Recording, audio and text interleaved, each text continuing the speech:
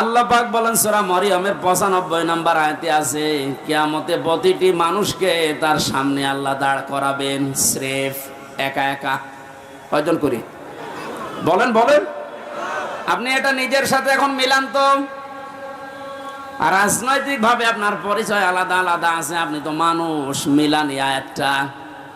এখনই ময়দানে মাশার কায়েম হয়ে গেছে।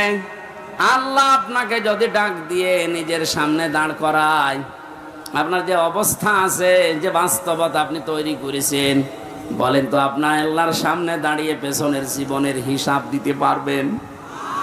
বলেন। আমি একা একা থাকলে মাঝে মাঝে ভাবি, আল্লাহ তুমি যদি বলো হামজা 2024 সালের আগস্ট মাসের 31 তারিখ পর্যন্ত তোরে মাফ করে দিলাম, যা। শুধু সেপ্টেম্বরের 1 থেকে 5 তারিখ, এই 5 দিনের হিসাব দিয়ে তুই জান্নাতে চলে যা। আমার যা ইমান আমল, আমার যা বাস্তবতা, আমার তো মনে হয় 5 দিনের হিসাব দেওয়া সঠিকভাবে সম্ভব না। আপনারা পারবেন না? আপনারা পারবেন? কাবা শরীফ যখন তাওয়াফ করে মানুষ, এই যে হাজী সাহেব বসে আছে, কত 6টা চক্করে মানুষ বলে আল্লাহকে, আল্লাহুম্মা ইন্না আলাইয়া হুকুকান ফীমা বাইনি ওয়া বাইনিকা। হে আল্লাহ, তুমি আমার মালিক, আমি তোমার গোলাম, দাস, ভৃত্য, সার্ভেন্ট যাই বলেন। এ পরিচয় দিচ্ছে যে তুমি আমার মালিক, আমি তোমার দাস। দাস হিসাবে তুমি আমাকে সব কিছুই তো দিয়ে দিলে। আমাকে নেই থেকে হামজা বানিয়েছ। আমি তো উল্লেখ করার মতো কিছু ছিলাম না, অথচ আজ হামজা হয়ে বসে আছে এই হাজারো মানুষের সামনে। এখানে অবদান পৃথিবীর কারণে, সব অবদান শুধু তোমার। আমার মা বাবার অবদান আছে কি? তারা শুধু বিছানায় ছিল, এই শেষ। বাকি যা করার নেই থেকে শুরু করে এ পর্যন্ত সব করেছে কে? আরো জোরে। عن أبي هريرة رضي الله تعالى عنه قال قال النبي صلى الله عليه وسلم اتق دعوة المظلوم فإنها ليس بينه وبين الله حجاب رواه مسلم وما زادهم إلا إيمانا وتسليما। আলহামদুলিল্লাহ। প্রাণপ্রিয় জেলা কুষ্টিয়া, কুমারখালী থানার অন্তর্গত শিলাইদহ ইউনিয়ন পরিষদ মাঠে বৈষম্য বিরোধী ছাত্র আন্দোলনের নিহত শহীদদের মাগফিরাত এবং আহতদের সুস্থতা কামনায় মহাবিশ্বের মহাবিশ্বয় আমাদের মালিকের মুখের পবিত্র বাণী কোরআনে কারীম তাফসীরুল কোরআন মাহফিলের স্বনামধন্য সভাপতি, সামনে বসা মুসলমান ভাইরা, পর্দার আড়ালের সম্মানিতা মা এবং বোনেরা, প্রাণ প্রিয় কুষ্টিয়াবাসী, আল্লাহর দরবারে শুকরিয়া জানাচ্ছি, যিনি আমাদের একটা মুক্ত পরিবেশ তৈরি করে দিলেন এদেশে। এই পরিবেশটা যেন আরো মুক্ত হয়, সেজন্য যা করণীয় এই সমস্ত কাজের প্রস্তুতিমূলক কোরআনে কারীমের আজকের আয়োজন। যাদের উদ্দেশ্যে দিয়েছেন আপনারা লিখে দিয়েছেন, বৈষম্য বিরোধী ছাত্র আন্দোলনে নিহত এবং আহত মানুষের সুস্থতা কামনায়। শব্দ দুইটা দিয়েছেন, নিহত এবং আহত। এই যে বৈষম্য দূর করার জন্য পৃথিবীতে আমরা জানি যুগে যুগে নবীদেরকে আল্লাহ যে পাঠিয়েছিলেন যে সমস্ত উদ্দেশ্য নিয়ে, তার ভেতরে এইটাও ছিল, তারা বৈষম্য দূর করার জন্য এসেছিলেন। এইটা থাকার কারণে আজ হাজারো মানুষ আমরা নীরবে জুলুমের শিকার হয়েছিলাম। বাংলাদেশের প্রত্যেকটা দিক এবং বিভাগে আমরা দেখতে পেয়েছি, যোগ্যতা থাকার পরেও বৈষম্যের শিকার হয়ে দুর্বিষহ জীবনযাপন করে চলেছিলাম, বিশেষ করে এই 17 বছর।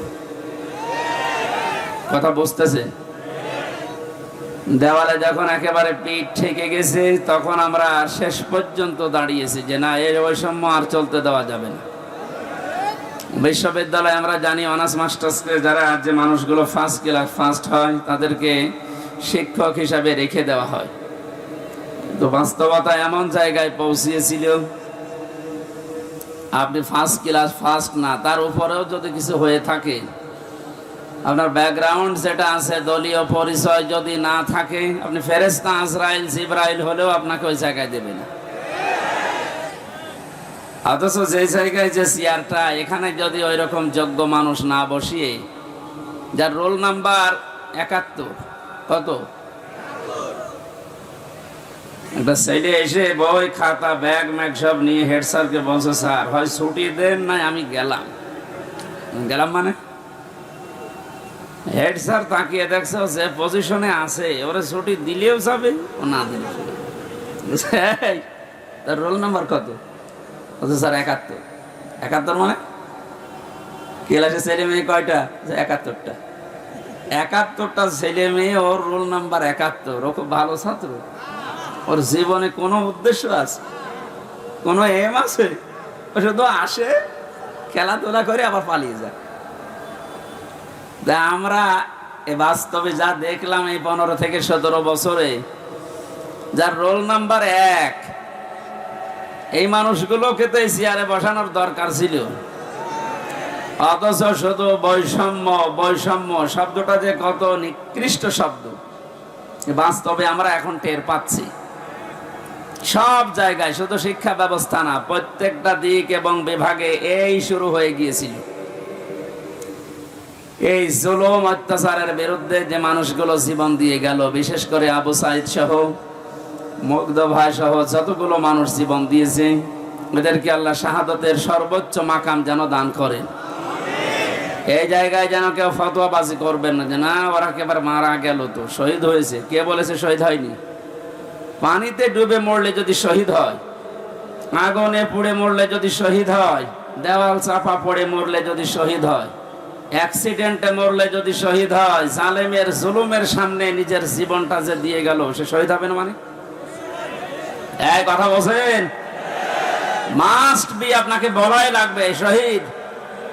যদি কেউ স্বীকার না করেন, মুখ দিয়ে বলতে না চান, এ কথা কখনো বলবেন না যে ও মারা গেছে। শহীদরা মরে না। বালা হুয়াউন ইনদা রাব্বিহিম ইউরযাকুন, আল্লাহ বলেন ওরা জীবিত এবং আমি আল্লাহর কাছে খাবার খাই। খাবার খেলে আমরা জানি মা শরীরে রক্ত গোশত তৈরি হয় না, হয় না? এটা যে হয় তার প্রমাণ নবীজির চাচা হযরতে হামজা রাদিয়াল্লাহু তাআলা আনহু, তাকে 70 টুকরা করেছিল। তার লজ্জাস্থান পর্যন্ত কেটে কেটে 3 টুকরা করেছে। কুষ্টিয়াবাসী হযরতে হামজার এই টুকরা টুকরা অংশগুলো যখন নিয়ে এসে এক জায়গায় করেছিলেন, নবীজি দেখলেন কয়েক টুকরা পাওয়া যাচ্ছে না, যতটুকু পাওয়া যায় লাশটা সাজিয়ে রেখে দিয়েছিল সামনে। নিজের চাদরটা খুলে মাথা থেকে হাঁটু পর্যন্ত ঢাকা ছিল, বাকিটা আর ঢাকা যায় না। পাহাড়ের লতা পাতা দিয়ে নবীজি নিজে নিজের অংশটুকু ঢেকে দিলেন, কবরে দিলেন, ডাক দিয়ে বললেন, মাবুদ, এই আমার চাচা হামজা, জন্মের আগে আমার বাবাকে আমি হারিয়েছি, জন্মের কিছুদিন পরে আমার মা চলে গেছে, দাদার আন্ডারে ছিলাম, তিনিও চলে গেলেন। এ পৃথিবীতে সবচাইতে বেশি কষ্ট যারা আমার জন্য সহ্য করেছিলেন, তার ভেতরে এই লোকটা একজন। তুমি আমাকে নবী বানিয়েছো, রাসূল বানিয়েছো, আমি সাক্ষী দিচ্ছি এই চাচার উপরে আমি এখনো পর্যন্ত রাজি আছি। তোমাকে আমি আহ্বান জানাই, মাবুদ, তুমি আমার চাচার উপরে রাজি হয়ে যাও। কথাটা শুনতে যত ছোট মনে হচ্ছে, এ ব্যাপকতা কিন্তু অনেক বেশি। বিশ্ব নবী নিজে দাঁড়িয়ে বলছে, আল্লাহ, এই চাচার উপরে আমি রাজি আছি, এখনো পর্যন্ত খুশি আছি, আল্লাহ তুমি নিজেও রাজি হয়ে যাও। আল্লাহ খুশি না হয়ে পারবে? নবীজি তো কোনোদিন কথা বলা লাগেনি, শুধু মনের ভেতরে কামনা আসলেই কবুল হয়ে গেছে। অথচ আজকে নিজে তিনি দোয়া করছেন। কবর দেওয়ার 30 বছর পর একবার তার কবর ভেঙে গিয়েছিল মদিনায় ব্যাপক ঢলের কারণে। এ রক্তের স্রোতধারা আসছিল। ছোটবেলায় যারা তার সাথে যুদ্ধ করেছিল, আজকে তারা বড় হয়ে গেছে। এই মুরব্বী মানুষগুলো রক্ত অনুসন্ধান করতে গিয়ে দেখে 30 বছর আগে মুহাম্মদ রাসূলুল্লাহর চাচা হযরতে হামজা রাদিয়াল্লাহু তাআলা আনহু উহুদের ময়দানে জীবন দিয়েছিলেন। যেখানে যেখানে কাফেরেরা তাকে টুকরা টুকরা করেছে, ওই জায়গাগুলো দিয়ে ফিনকি দিয়ে রক্ত বের হচ্ছে। মুসলমানেরা যদি খাবার উনি না খাবে, আল্লাহ যে রিজকের কথা জানিয়েছেন, বালাহয়াউন ইনদা রাব্বিহিম ইউরসাকুন, তারা জীবিত এবং আমি আল্লাহর কাছে তারা রিজিক পায়। ওরা যদি রিজিকই না পাবে, তাহলে ওনার শরীর থেকে রক্ত আসলো কোত্থেকে? আমি 4 দিন আগে ছিলাম গাইবান্ধার গোবিন্দগঞ্জে। ওখানে সাব্বির নামে ইসলামী ছাত্র শিবিরের এক ভাই 1 মাস আগে শহীদ হয়েছিল। আজকে 5 তারিখ,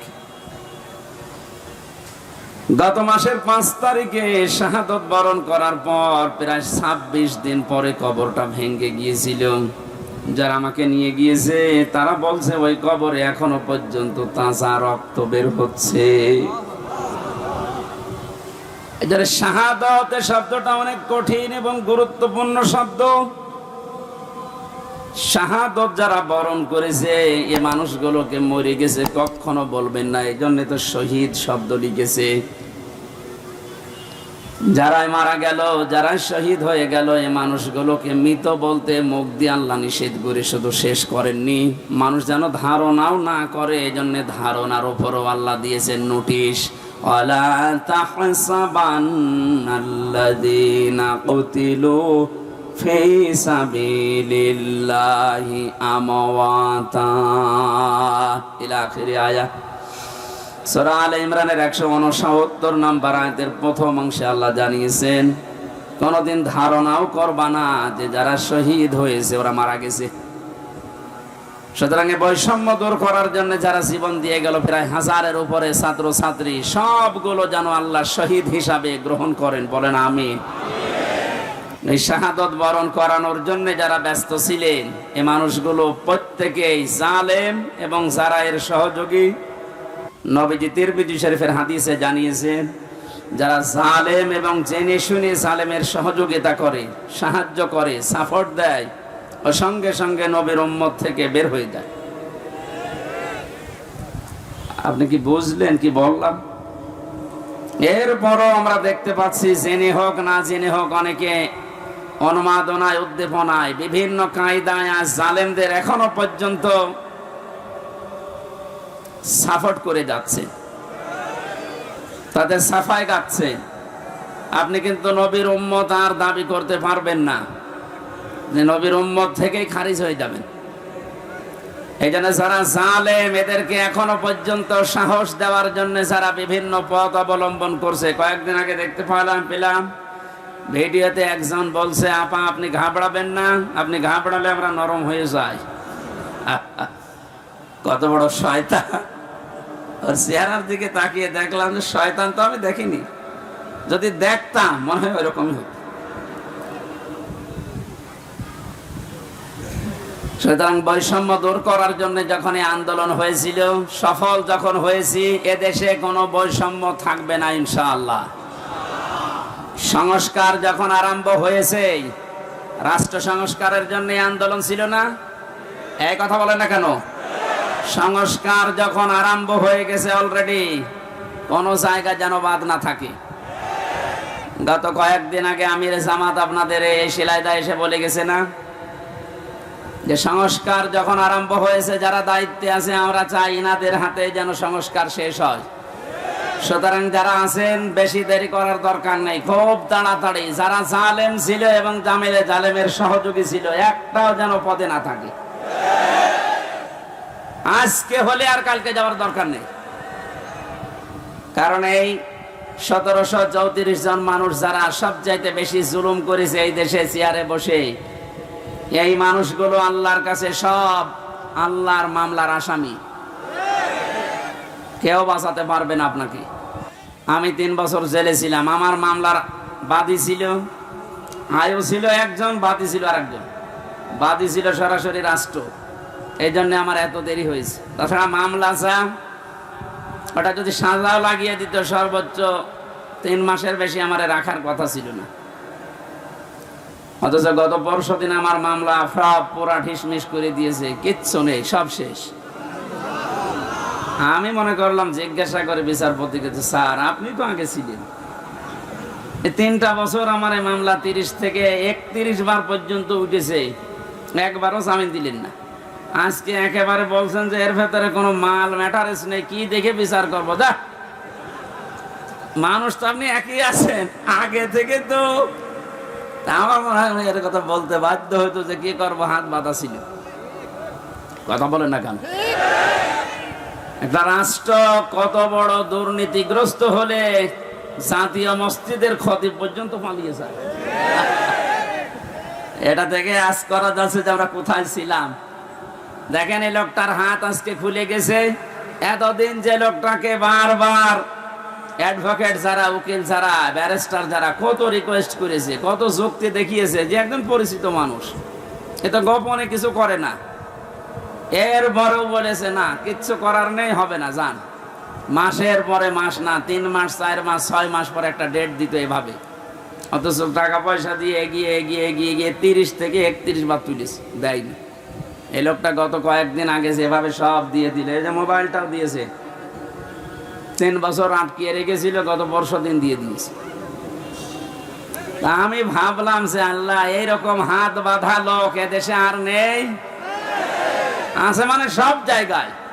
সুতরাং হাত যাদের খুলে গেছে, আপনি যেন আর হাত বাঁধা না হয় এই কাজ করবেন।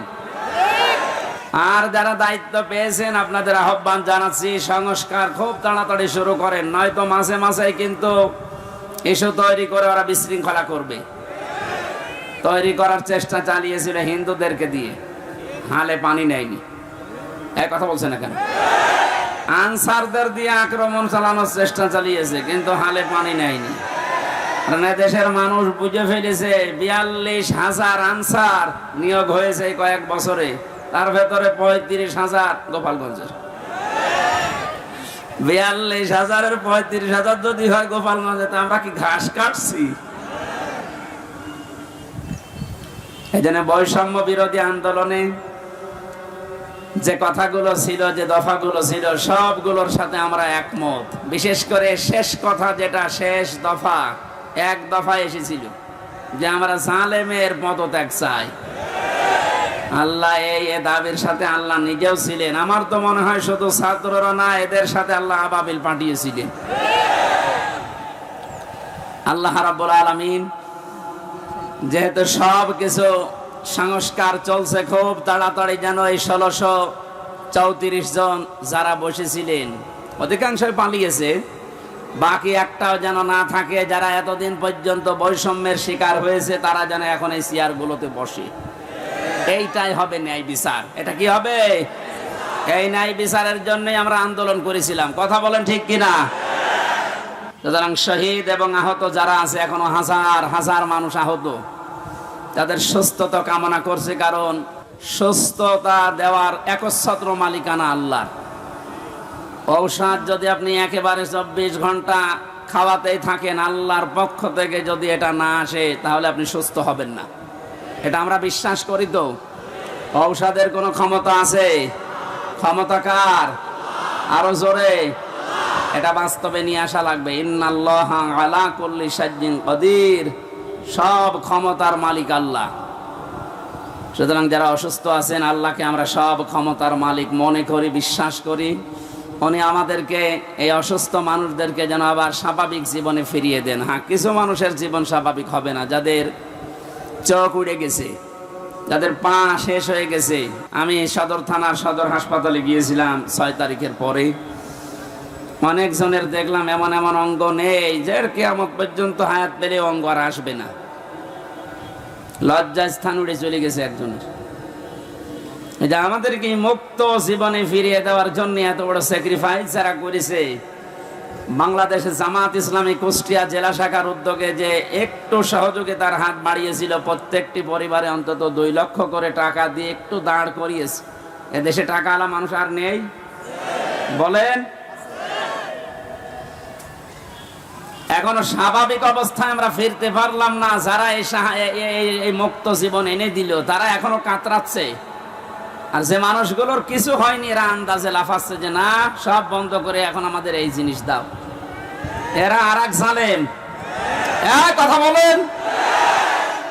আল্লাহ বলেন বড় জালেম দেখতে চাও?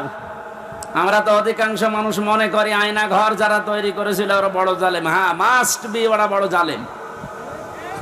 ওদের চাইতে আল্লাহর কাছে বড় জালেম ওইটা যে লোকটা আল্লাহর ঘর মসজিদে তার নাম, তার জিকির, তার আলোচনা করতে বাধা দেয়। এগুলো এখন নতুন ভাবে অনেকে তৈরি করার চেষ্টা করছেন। আপনি থামেন। ওকে আল্লাহ কিন্তু বড় জালেম বলে নাই, আপনাকে বড় জালেম বলে ইঙ্গিত দিয়েছে। কোরআনে কারিমের সূরা বাকারা প্রথম নাম্বার পারা 18 নাম্বার পৃষ্ঠা 17 নাম্বার পৃষ্ঠা 3 নাম্বার লাইনে আছে যে আল্লাহর দৃষ্টিতে বড় জালেম ওই লোকটা যে আল্লাহর ঘর মসজিদে আল্লাহর কোরআনের কথা, আল্লাহর নামের কথা, জিকিরের কথা বলতে দেয় না। এটা যাতে রেকর্ড হচ্ছে কালকে সারা দেশে যাবে। সবাইকে আমি আহ্বান জানাচ্ছি আপনারা থামবেন। এত বড় কঠিন জুলুমের ভেতরে ওই 17 বছরে আল্লাহর ঘর মসজিদে কেউ কোরআনের কথা বাধা দিতে সাহস পায়নি। আপনি সাহস পাচ্ছেন কোত্থেকে? সুতরাং আপনি থামবেন। নয়তো জালেমরা যেমন মুসলমানদের শত্রু হয়ে বিদায় নিয়েছে, আপনিও শেষ পর্যন্ত শুধু মুসলমানদের না আল্লাহর টার্গেটে পড়বেন। কারণ জালেমরা টার্গেট কার? এটাকে আমি বানালাম? বলেন। কোরআনে কারীম জানিয়েছে ইন্নামাস সাবিলু আলাল্লাযিনা ইয়াজলিমুনান নাস ওয়া ইয়াবগুনা ফিল আরদি বিগাইরিল হক উলাইকা লাহুম আযাবুন আলীম। সূরা সূরার 42 নম্বর আয়াতে আছে আল্লাহ বলেন অবশ্যই আমি আল্লাহ নিজে বাদী হব, মামলা দেব, কেস করব। টের পাচ্ছেন কত ওজনওয়ালা শব্দ এটা? আল্লাহ নিজে মামলা দায়ের করবে, নিজে কেস করবে তাদের বিরুদ্ধে ইয়াজলিমুনান নাস, যারা মানুষ হয়ে মানুষের উপরে জুলুম করছে। আল্লাহ পাক ইয়াজলিমুনাল মুসলিমুনা দেয়নি যে যারা মুসলমানদের উপরে জুলুম করেছে তারা আল্লাহর মামলার আসামি না। ইয়াজলিমুনান নাস এটা বহু ইয়াজলিমুনা এটা মুজারে, বর্তমান, ভবিষ্যৎ, প্রেজেন্ট, ফিউচার। এখন যারা জুলুম করছেন ভবিষ্যতেও যারা করবেন, আপনি কিন্তু এদেশে হামসার মামলার আসামি না, আপনি সরাসরি আল্লাহর মামলার আসামি। আমি আপনাকে বাঁচাতে এসেছি, এরপরও যদি উল্টা বোঝেন নিজের কপালে নিজে আগুন লাগাবেন। আমার কথার অর্থ বুঝতেছেন নাকি আন্দাজে ঠিক বলেন? আলহামদুলিল্লাহ। সুতরাং আবার আহ্বান জানাচ্ছি, বৈষম্য বিরোধী ছাত্র আন্দোলনের সংস্কার করার জন্য যারা উদ্যোগ নিয়েছিল, যাদের দায়িত্ব আমরা দিয়েছি, আপনারা খুব তাড়াতাড়ি করেন। কারণ এই জালেমরা যতদিন পর্যন্ত এখানে থাকবে ততদিন পর্যন্ত নতুন ইস্যু তৈরি করার চেষ্টা চালাবে। যারা পৃথিবী শান্ত হয়ে যাওয়ার পরও অশান্ত করার জন্য চেষ্টা চালায়, এই মানুষগুলো আয়াতের দ্বিতীয় শব্দে তারাও আল্লাহর মামলার আসামি। ওয়ায়াবগুনা ফিল আরদি বিগাইরিল হক, পৃথিবী শান্ত হয়ে যাওয়ার পরে যারা অশান্ত করার জন্য বিদ্রোহ করে বেড়ায়। সংখ্যালঘুর নাম নিয়ে যা শুরু করেছিলেন, আমিরে জামাত অলরেডি ঘোষণা দিয়েছে এদেশে কোনো সংখ্যালঘু সংখ্যাগুরু নেই। সুতরাং এই ইস্যু বাদ দেওয়া লাগবে। এদেশে সংখ্যাগুরু সংখ্যালঘু আছে? না, নেই। এদেশে যে জন্ম নিয়েছে সেই এদেশের বৈধ নাগরিক। আমি আমির হামজা 96% মুসলমানদের ভেতরে যেমন অধিকার পাবো একজন হিন্দু 4%, তাতে কি সে একই অধিকার পাবে? এই কথা বলছেন? এটা যখন বুঝে ফেলেছে, দেখছে না এ তো হালে পানি নাই না, ওটা বাদ দিয়েছে। এরপরে নামিয়েছে ডাক্তারদের, ওটাও পারছে না। এরপরে নামিয়েছে আনসারদের, ওটাও যখন পারে না, আমার মনে হয় ওদের যা চরিত্র কিছুদিন পরে গলন্দ ঘাটের এই বেশ্যাদের নামাবে। খুব সাবধান থাকা লাগবে। আমি একটু খোলামেলা বলে ফেললাম, কারণ চরিত্র ওদের ওই রকমই, ওদের যা চরিত্র ওই রকমই। ঈমান যাদের ভেতরে আছে তারা 3টা কাজ কখনো করতে পারে না, এটা কোরআনে কারীম জানিয়েছে। সূরা ফুরকানের ভেতরে আছে 19 নম্বর পারার 4 নম্বর পৃষ্ঠা 14 নম্বর লাইনে। আপনি বাড়িতে যে তাফসীর মিলিয়ে দেখবেন, ঈমান যাদের আছে কয়টা কাজ করতে পারে না? আরো জোরে। এই 3টা কাজ যদি করে ফেলে তাদের শাস্তি আল্লাহ দেবেন ডবল। ওয়াল্লাযীনা লা ইয়াদউনা মা'আল্লাহি ইলাহান আখার। আল্লাহ পাক বলেন, ঈমান যাদের আছে এই পৃথিবীতে তারা আল্লাহ বাদে অন্য কাউকে ডাকতে পারে না। এটা অন্যান্য জেলার কথা বাদ দিলাম, আমাদের জেলাতে এখন আস্তে আস্তে তৈরি হয়েছিল রাষ্ট্রীয়ভাবে, অনেকে নিজের অর্থ দিয়ে হলেও এই কাজটা প্রতিষ্ঠিত করার চেষ্টা চালাচ্ছিল। এই যে আপনাদের থানায় মাজার আছে না, লালনের মাজার, কত মানুষ বাংলাদেশের বিভিন্ন প্রান্ত থেকে এসে না জেনে আয়াতটা পুরা উল্টিয়ে ডাকতো, আল্লাহ বাদে অন্য কাউকে ডাকা জায়েজ। আরো জোরে। আপনি বুঝে ডাকেন আর না বুঝে ডাকেন, আপনার শাস্তি ডবল হবে যদি এখনো বন্ধ না করেন। বাংলার বিভিন্ন প্রান্তে গণাটা এখনো পর্যন্ত অনেকে জারি রেখেছে। গত পরশুদিন চট্টগ্রামের নূরে বাংলা আর ওই যে জাঙ্গি হুজুর এমন পিটানি খেয়েছে, ইসলামের নাম নিয়ে শয়তানগুলো আল্লাহর নামটা পুরা পাল্টিয়েছে। ওরা আল্লাহর নামে কিছুক্ষণ জিকির করার পরে পরে ইয়ালি বাবা, শালি বাবা, আগলা বাবা, পাগলা বাবা আন্দাজে জিকির বানাতো। তাহলে কোরআনের আয়াত অনুযায়ী আল্লাহর পাশাপাশি অন্য কাউকেও যারা ডাকে তাদের শাস্তি হবে ডবল। আরো জোরে। কি সুন্দরভাবে মিলিয়েছে দেখেছেন। কোরআনে কারীম জানিয়েছে, ওয়ালিল্লাহিল আসমাউল হুসনা ফাদউহু বিহা ওয়াযারুল্লাযীনা ইলহিদুনা ফি আসমাই ইলা আখির আয়া। সূরা আরাফ 9 নম্বর পারার 13 নম্বর পৃষ্ঠার 5 নম্বর লাইনে আছে, এটা 179 নম্বর আয়াত। আল্লাহ পাক বলেন, আমি আল্লাহর অনেক সুন্দর সুন্দর নাম আছে, যে নামে পারো আমাকে ডাকো, কিন্তু সাবধান, আমার নামের সাথে যারা ইলহাদ করে, আমার নামকে যারা পরিবর্ধন করে দেয়, নামের সাথে উল্টা পাল্টা কিছু জুড়ে ডাকে, তাদের সাথে ডাকবা না। আমি এত গভীরে যেতাম না, শুধু রেকর্ড হচ্ছে কারণে বলছি, সারা দেশে কালকে ছড়াবে। সাবধান, ঈমান যাদের আছে তারা যেহেতু 3টি কাজ করতে পারে না, আর তারা যদি করে ফেলে তাদের কিন্তু ডবল শাস্তি হবে। ইউযাফু লাহুল আযাব ইলা আখির আয়া। আল্লাহ পাক বলেন তাদের শাস্তি আমি ডবল দেব। 1 নম্বরের গোনা পেলাম যারা আল্লাহর সাথে অন্য কাউকে ডাকে। 2 নম্বরে ওয়াল্লাযীনা লা ইয়াদউনা মা'আল্লাহি ইলাহান আখারা, আল্লাহর সাথে যারা অন্য কাউকে ডাকছেন এখনই আপনি থেমে যাবেন। 2 নম্বরে এই পৃথিবীর ময়দানে কোনো মানুষ যেন জিনা না করে। কি না করে? এটা ছিল না? আপনি দরবেশের দিকে তাকিয়েছেন, এত বড় বড় দাড়ি, আরে শেষের জীবনটা যেগুলো দেখলাম যদি সত্য হয় উনি পুরাটা জেনায় ছিলেন। কারণ যে স্বামীর কাছ থেকে তার স্ত্রীকে কেড়ে জোর করে বিয়ে করেছে, ও আসল স্বামী তো এখনো তালাকি দেয়নি। যেন আমাদের সাবধান থাকা লাগবে, আমাদের ঈমান যাদের ভেতরে আছে এরকম কোন গুনাহ যেন আমাদের ভেতরে না আসে। মুমিন মরে যেতে পারে কিন্তু জিনা করতে পারে না। শুধুমাত্র লজ্জা স্থানের জেনাটাই জেনা না, হাতের জেনা আছে, মুখের জেনা আছে। হাতের জেনা কি? কোন বেগানা মহিলাকে আপনি হাত দিয়ে যদি স্পর্শ করেন জেনা করার গুনাহ হবে। চোখ দিয়ে যদি ওই রকম নিয়তে দেখেন তাহলে জেনা করার গুনাহ হবে। অন্তরে যদি ওরকম কোনো ধারণা নিয়ে আসেন জেনা করার গুনাহ হবে। জেনা করলে শাস্তি কয়টা বললাম? ডবল। বলেন, আরো জোরে বলেন। আমরা যেন মেনে নিতে পারি এরকম মন মানসিকতা আল্লাহ আমাদের দান করুন, বলেন আমিন। আমি আবার বলছি, শেষ কথা, বৈষম্য বিরোধী আন্দোলনে যে সমস্ত দফাগুলো ছিল সংস্কার করার জন্য, এটা রেকর্ড হচ্ছে বলে বারবার বলছি, যারা আছেন তাড়াতাড়ি করেন, নয়তো এরকম কুলু আবার তৈরি করবে।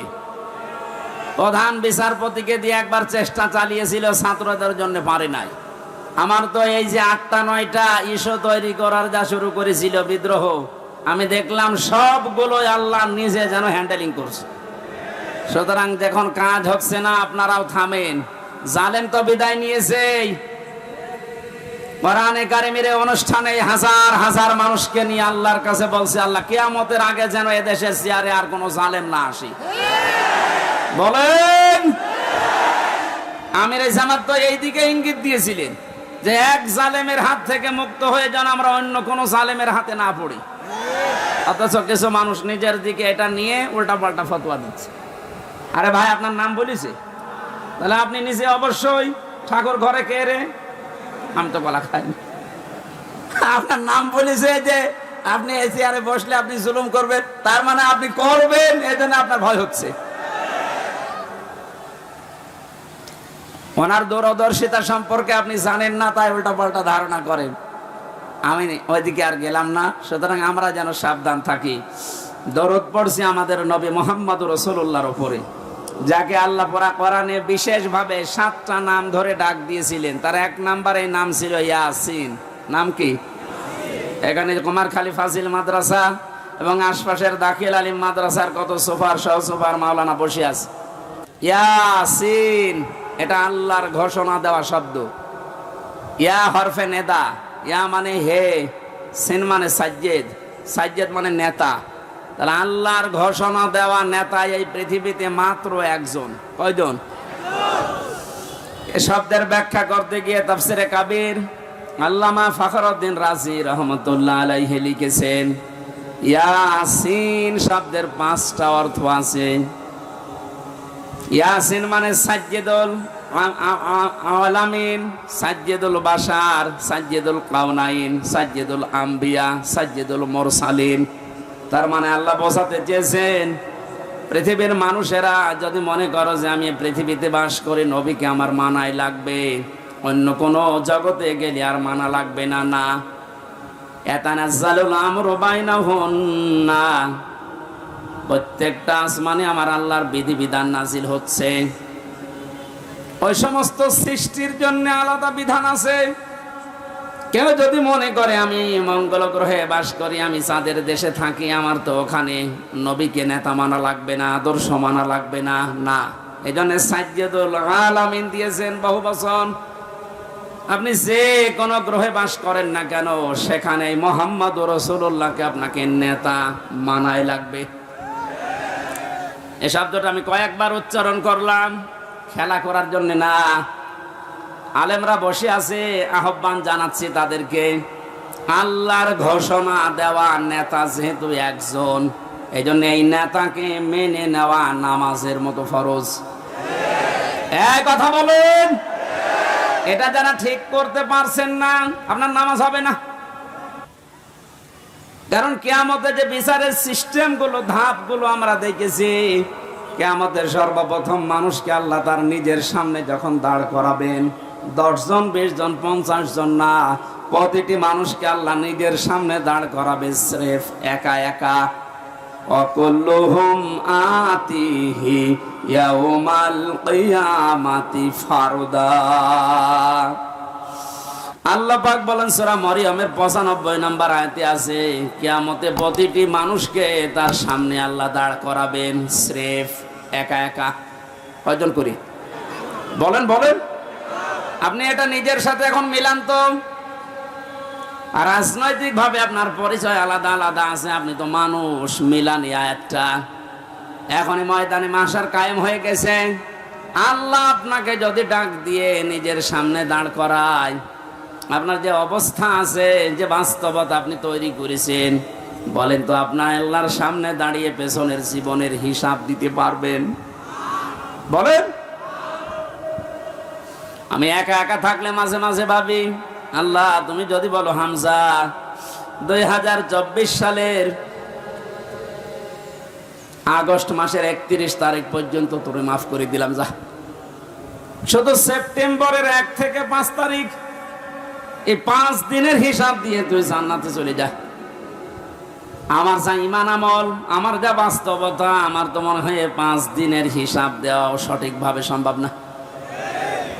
আপনারা পারবেন না? আপনারা পারবেন। কাবা শরীফ যখন তাওয়াফ করে মানুষ, এই যে হাজী সাহেব বসে আছে, কত ষষ্ঠ চক্করে মানুষ বলে আল্লাহকে, আল্লাহুম্মা ইন্না আলাইয়া হুকুকান ফীমা বাইনি ওয়া বাইনিকা। হে আল্লাহ, তুমি আমার মালিক, আমি তোমার গোলাম, দাস, ভৃত্য, সার্ভেন্ট যাই বলেন, এ পরিচয় দিচ্ছে যে তুমি আমার মালিক, আমি তোমার দাস। দাস হিসাবে তুমি আমাকে সব কিছুই তো দিয়ে দিলে, আমাকে নেই থেকে হামসা বানিয়েছ। আমি তো উল্লেখ করার মতো কিছু ছিলাম না, অথচ আজ হামসা হয়ে বসে আছে এই হাজারো মানুষের সামনে।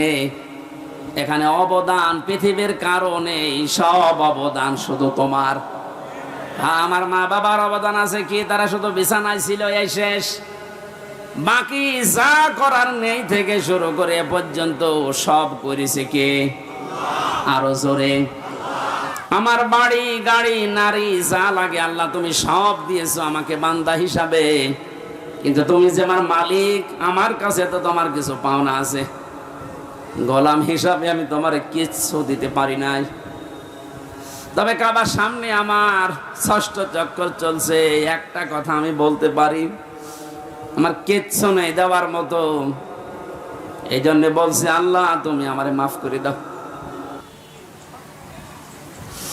কিয়ামতের কঠিন এই বিচারের ময়দানে মানুষকে আল্লাহ স্রেফ একা তুলবে, কোনো উপায় নেই এই মাপ পাওয়া ছাড়া। কার আল্লাহর বিচারে যদি আল্লাহ অবিচার করে কেউ বাঁচবে? যদি ন্যায় বিচার করে? হ্যাঁ, না না, আল্লাহর বিচারে তো অবিচার নেই। ন্যায় বিচার করলেও কোনো মহারথী ক্ষমা পাবে না। কারণ আল্লাহ ন্যায় বিচার করে যদি বলে শুধু এক গ্লাস পানির হিসাব দিয়ে যা, উনি পারবেন না। আল্লাহর বিচার থেকে বাঁচার জন্য একটা পদ্ধতি আছে, যে আল্লাহ তুমি মাফ করে দাও। আল্লাহ যেন শেষ পর্যন্তটা আমাদের জন্য কবুল করেন, বলেন আমিন। এবার আসেন যে কথাটা বোঝার জন্য পর্যন্ত এসেছিলাম, কিয়ামতের বিচারের দ্বিতীয় ধাপে আল্লাহ এবার আর একা ডাকবেন না।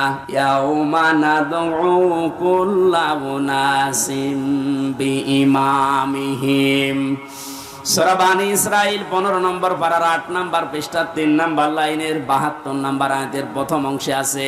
এটা ফি জিলালিল কোরআনের তাফসিরে আছে, বিস্তারিত আছে। আমি শুধু সামারাইজ করে বলছি। কিয়ামতে প্রতিটি মানুষকে এবার বিচারের দ্বিতীয় ধাপে আল্লাহ ডাকবে তার নেতার সাথে। এটা যদি রাজনীতি মনে করে কেউ চলে যান, আপনার কপালে আগুন লাগবে। আল্লাহর কসম, এটা শুধু দুনিয়ার সাথে না, আখিরাতের সাথে রিলেটেড। এই জন্য আমি একটু তুললাম, নয়তো বলতাম না।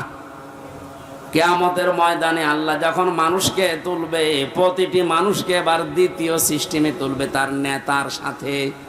কার সাথে? কুমারখালীবাসী আগে নেতা, এরপরে কর্মী। আপনার বিবেককে এবার প্রশ্ন করেন তো, আপনি যে নেতার আদর্শ মেনে চলেন, যার পেছনে স্লোগান দেন, যাকে রায় দিয়ে ভোট দিয়ে নেতা বানিয়েছেন, এই লোকটার যে চরিত্র, এর যা সুরাত সিরাত, আর এর যা ঈমান আমলের অবস্থা, ও যদি আল্লাহর সামনে দাঁড়ায়, আপনি তার পেছনে, ওরে দেখলেই তো আল্লাহর রাগ হয়ে যাবে। ও বলছে ঠিক, তার মানে ও ধরা খেয়ে বসে আছে। ও যদি এখনই বলে ঠিক যে আমি যারে মানি, ওরে আল্লাহ দেখলে আল্লাহর রাগ হবে, আপনি তো ধরা খাবেন। কথা তো সত্যি, এইটাই আসল কথা। আপনি যারা ধরা না খান, সুতরাং এমন মানুষের পেছনে থাকা লাগবে, এমন মানুষকে আদর্শ হিসাবে সামনে নিয়ে আসা লাগবে, যারে দেখলে আল্লাহ খুশি হয়ে যায়। এখন এই লোকটাকে আফজাল সাহেব না, এখন দেখেন তো আফজাল সাহেবের কাঠিতে পড়ে কিনা। সারা নেশা 5 নাম্বার পারা 6 নাম্বার পৃষ্ঠা 9 নাম্বার লাইনের 59 নাম্বার আয়াতের প্রথম অংশে আছে, ইয়া আইয়ুহাল্লাযীনা আমানু আতিউল্লাহা ওয়া আতিউর রাসূলা ওয়া উলিল আমরি মিনকুম। আল্লাহ ইমানদারকে ডাক দিয়েছেন, ইমানের দাবি করো, তে পূরণ করবা না। তোমাদের দাবি হচ্ছে তোমরা আল্লাহর ইতাআত করো, রাসূলের আনুগত্য করো, আর উলিল আমর তোমাদের ভেতরে যারা নেতৃত্ব দেয় এদের মেনে চলো। কুষ্টিয়াবাসী, বাংলাদেশের 64 জেলার ভেতরে এই কুষ্টিয়াকে আমি বেশি ভালোবাসি, কারণ এই জেলাটা আমার। আমি চাই আপনারা বাঁচেন, বেঁচে থাকেন, যেন জাহান্নামী হয়ে না যান। এই যে আতিউ, এটা কিন্তু ভার্ব, এটা ফেল, এটা ক্রিয়া। এই শব্দটা আল্লাহ নিজের নামে রাসূলের নামে দিয়েছেন, উলিল আমরের আগে দেননি। কি কথা বলেন না কেন? আমি যতগুলো তাফসীর পড়েছি সব মুফাসসিরে আয়াতের ব্যাপারে ব্যাখ্যায় এটাই লিখেছেন, আল্লাহ রাসূলকে মানা লাগবে, কোনো প্রশ্ন করা যাবে না। কিন্তু আল্লাহ রাসূলের পরে যদি কিয়ামত পর্যন্ত আপনি কাউকে মানতে চান, নেতা হিসাবে নেতৃত্ব দেবে, তাকে যদি মেনে চলতে চান, মাস্ট বি, দেখাই লাগবে এই লোকটা আল্লাহ রাসূলকে মেনে চলে কিনা। আরে এই আয়াতটা বাংলাদেশে আজ কায়েম হয়ে গেলে তো ইসলাম চলে আসে। এক কথা বলে না কেন? আল্লাহ রাসূলকে যে লোক মেনে চলে না, আমার বাবা হলে ওরে আমি মানি না, এ কথা মানবেন কারা? দেখি লিল্লাহি তাকবীর। এই দেখেন তো, হাত তোলেনি কে? দেখেন, আলহামদুলিল্লাহ। ঠিক আছে, হাত নামান। ওয়াজ তো হয়ে গেছে, এবার মোনাজাত করে দিই। আবার কি ওয়াজ করবো? এটাই তো, আল্লাহ রাসূলকে যে মানে না সে আমার বাবা হলেও মানি না, তাহলে এদেশে আর কিছু থাকবে? ইসলাম চলে আসবে ইনশাআল্লাহ। আমরা জরিপ দেখতে পাচ্ছি, আগস্টের 5 তারিখের আগে একরকম ছিল, এই আজকে রাতের পাল্টিয়ে গেছে। এই মাত্র 30 দিনে পুরা পাল্টিয়ে গেছে। 16 জন চাইতো এই দেশে ইসলাম রাষ্ট্রীয়ভাবে কায়েম হোক 5 তারিখের আগে। এখন জরিপ যেটা বলছে, এই 1 মাসের ব্যবধানে বাংলাদেশে এখন প্রায় 35 জন মানুষ চাচ্ছে দেশে ইসলাম কায়েম হোক। এটা যদি এভাবে চলতে থাকে, 51 জন যেদিন হবে সেদিন কোন মহারথী আর বাধা দিয়ে ঠেকাতে পারবে না ইনশাআল্লাহ।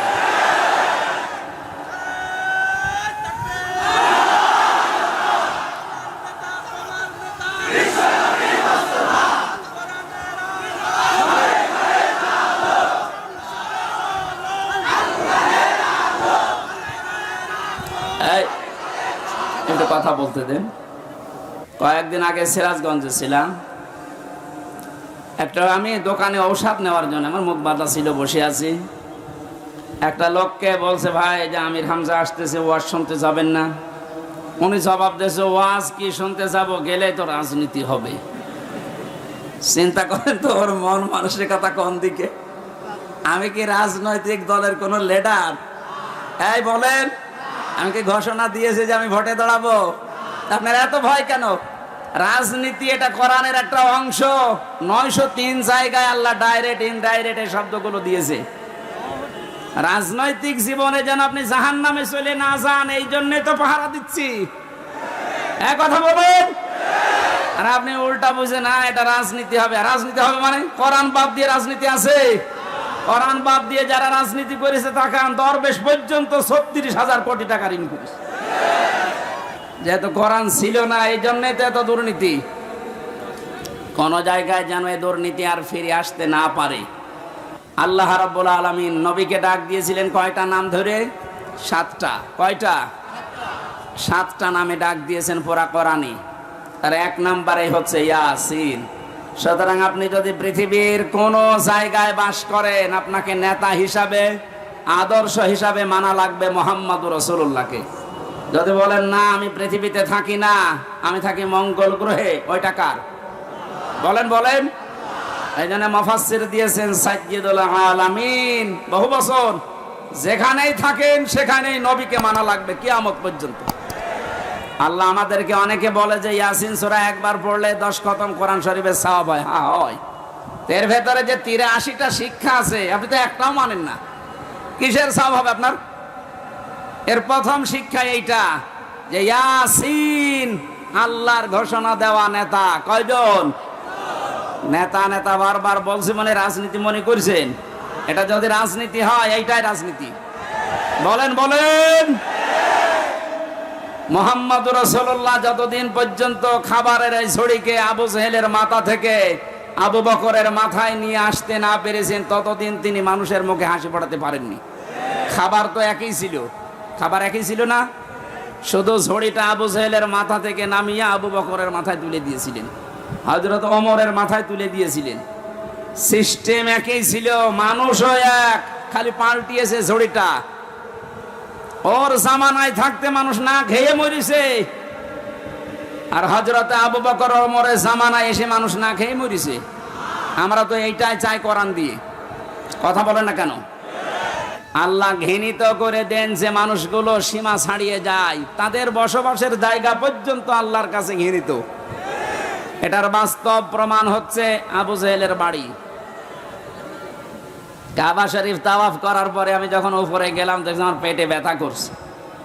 এক পুলিশকে ডাক দিয়ে বললাম, ভাই এতক্ষণ তো ভালোই ছিলাম, এখন পেটে ব্যথা করছে মানে?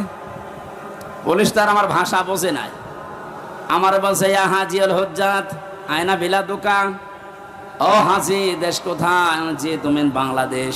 বাংলাদেশ থেকে এসেছি। ওর ভাষা দিয়ে আমারে বোঝাচ্ছে, ভাই হাজি সাহেব আপনি জানেন না এটা কোন জায়গা? না তো। আবু জেহেলের বাড়ি।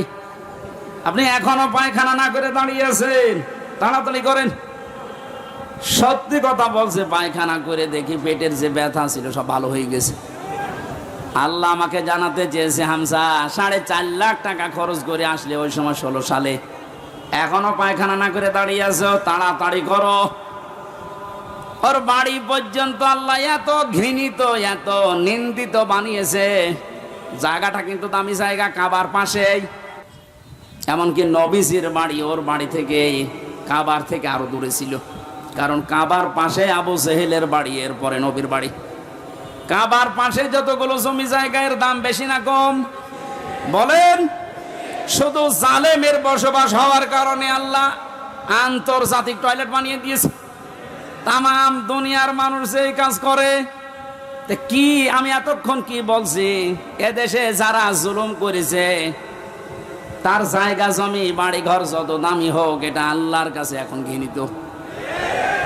কারণ দেখবেন মুজদালিফা থেকে যখন মানুষ যায়, একটা জায়গা আছে খুব তাড়াতাড়ি হাঁটে, কারণ এটা গজবের জায়গা।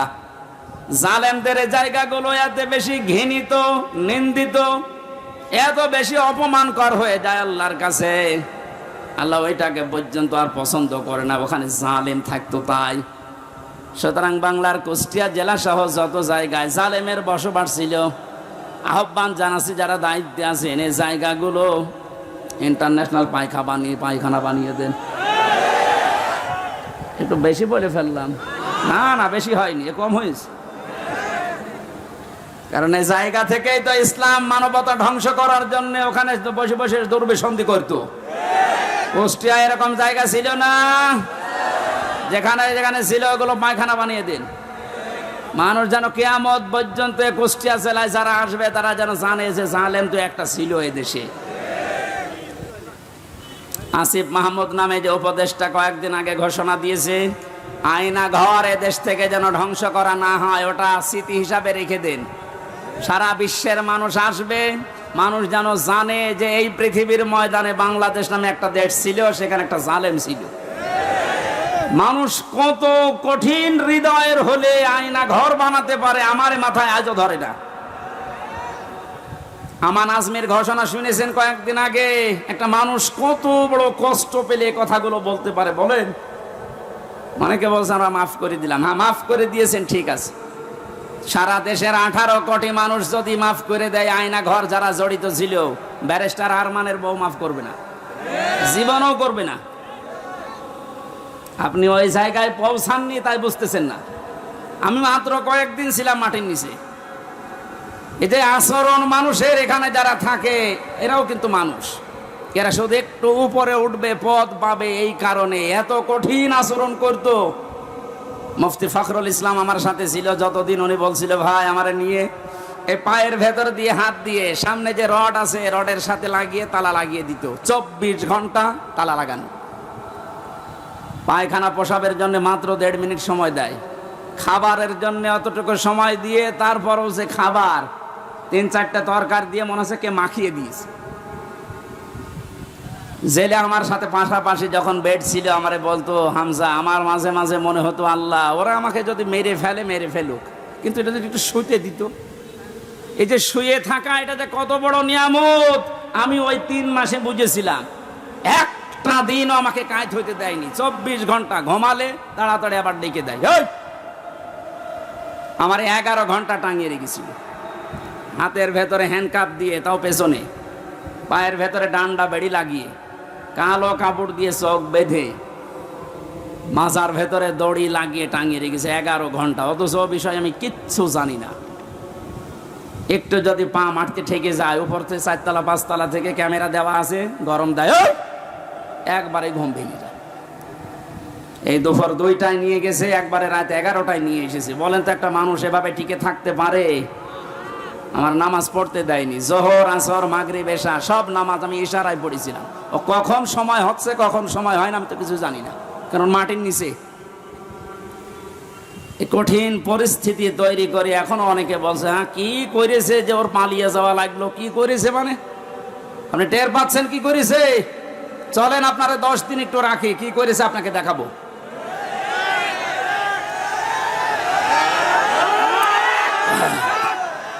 এই জন্যে তো জালেমের বিরুদ্ধে হামজার মামলা না, মামলা কার বলেন?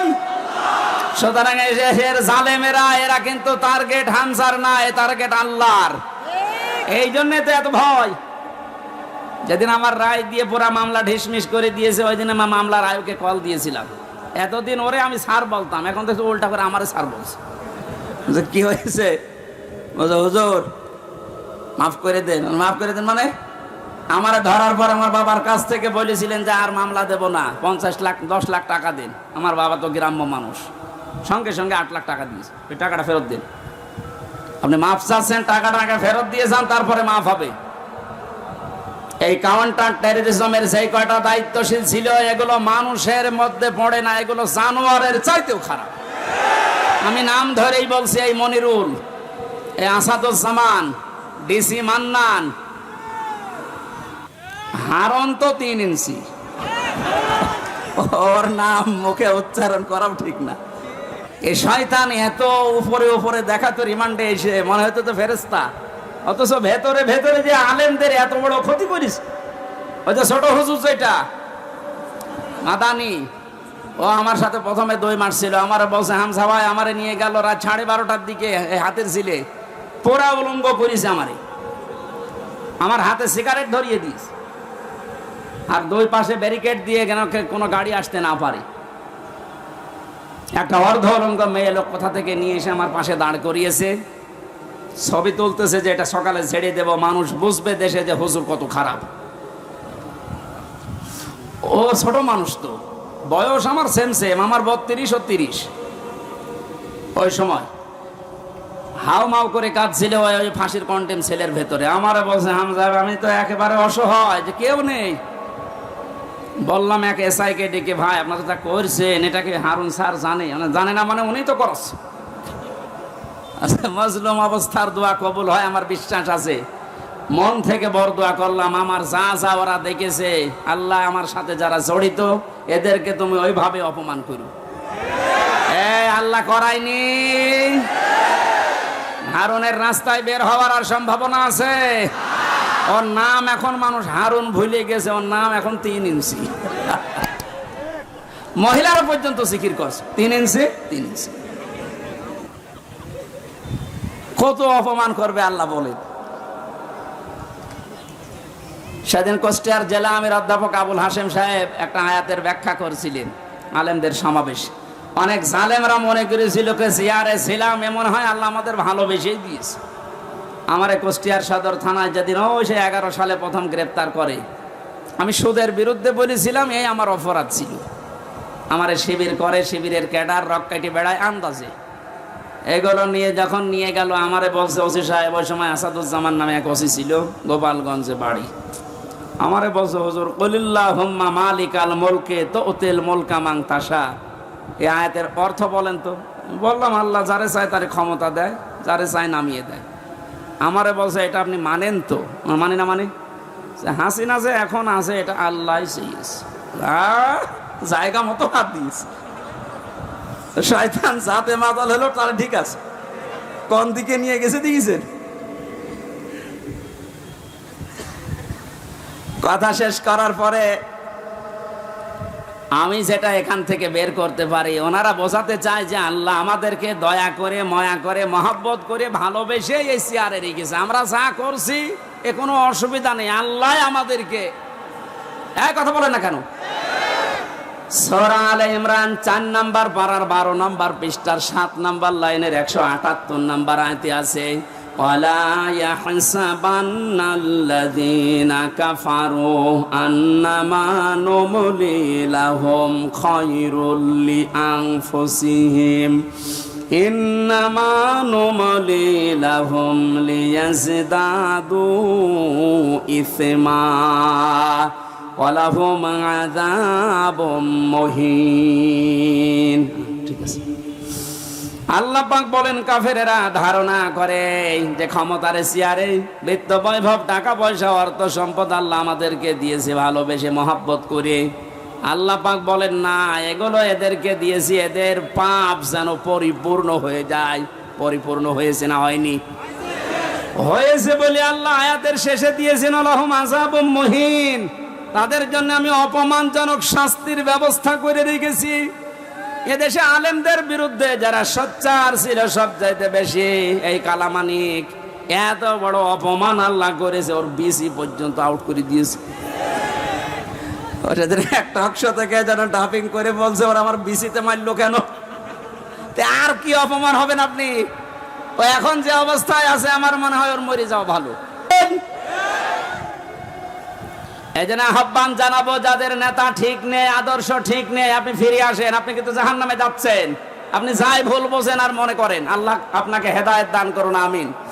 সূরা তাওবার 119 নম্বর আয়াতটা আমরা পড়েছিলাম। কোন সূরা? এর নামকরণ, শানে নজুল, ঐতিহাসিক প্রেক্ষাপট এবং বাস্তব 9টা শিক্ষা আছে আয়াতের। এবং এখান থেকে তাফসীর আকারে যে কথা বলতে আরম্ভ করব, এখন কি সময় পাবো? তো